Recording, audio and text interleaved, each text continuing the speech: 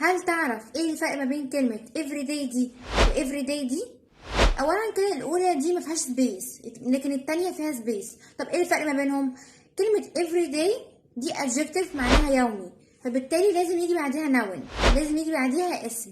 زي مثلا لو قلت my everyday life مثلا، يعني معناها حياتي اليومية. اما التانية اللي فيها مسافة اللي فيها سبيس دي adverb حال ومعناها كل يوم. قلت I go to school every day، يعني انا بروح المدرسة كل يوم، فهنا كده adverb. عشان نفتكر بس الفرق ما بينهم فانا هقولكم على طريقه. كلمه everyday اللي هي ما فيهاش سبيس اللي هي كلمه واحده بالانجليزي، فبرضه بالعربي معناها كلمه واحده، يبقى كده معناها يومي. كلمه واحده بالانجليزي يبقى كلمه واحده بالعربي. اما الكلمه اللي فيها مقطعين اللي فيها سبيس اللي هي every day كلمتين كده بالانجليزي، يبقى برضه بالعربي كلمتين معناها كل يوم. كل يوم كده كلمتين بالعربي زي ما هي كلمتين بالانجليزي. انا ممكن بقى وقتها ابدل الكلمتين دول اللي هي everyday دي وافري داي دي بكلمه واحده بس تساوي الاثنين. ايه هي؟ كلمه ديلي. ممكن تاتي كصفه وممكن تاتي كحال، فعشان كده بتحل محل الكلمتين عادي جدا. لو قلت my daily life يعني حياتي اليوميه، كده موقعها هنا صفه.